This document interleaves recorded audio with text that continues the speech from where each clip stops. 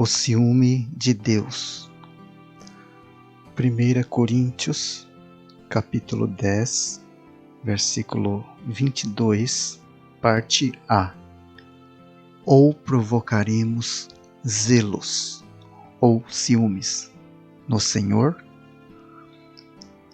Tiago, capítulo 4, versículo 5.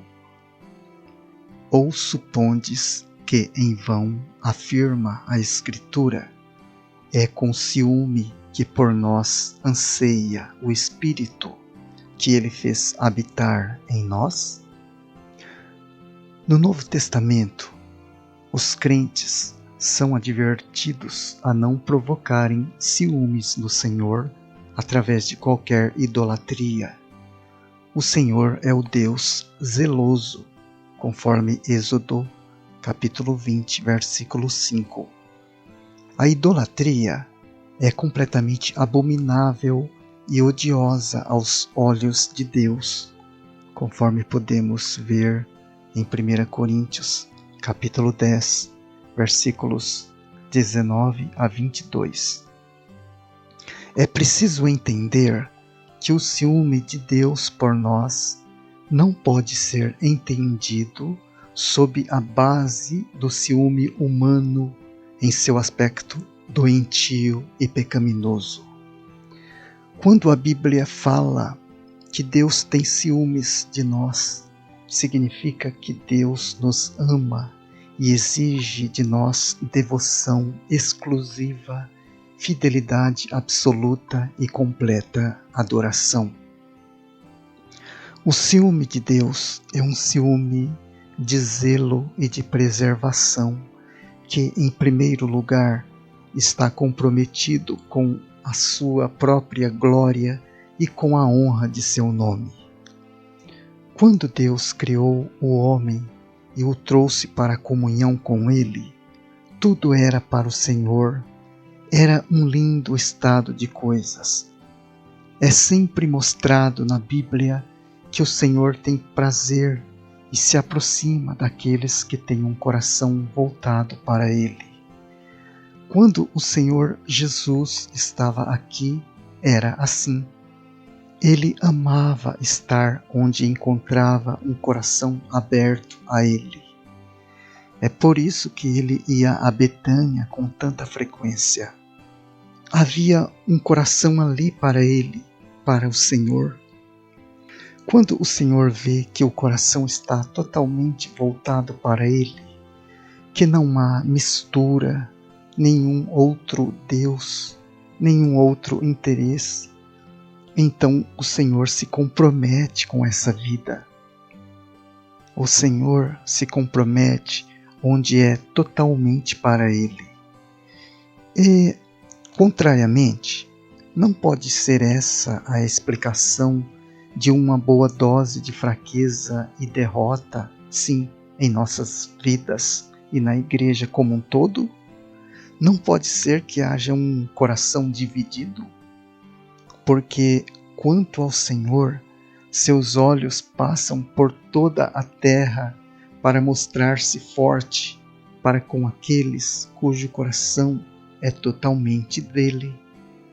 Conforme 2 Crônicas, capítulo 16, versículo 9, parte A.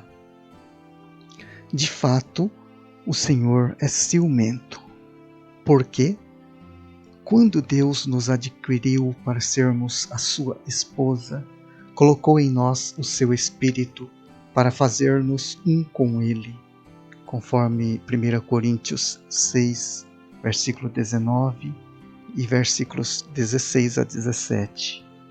Ele é um Deus zeloso, conforme Êxodo 20, versículo 5, e o seu Espírito tem ciúmes de nós com ciúmes de Deus, conforme 2 Coríntios 11, versículo 2, anelando, desejando, com ciúmes, que não sejamos amigos do seu inimigo e que ao mesmo tempo o amemos.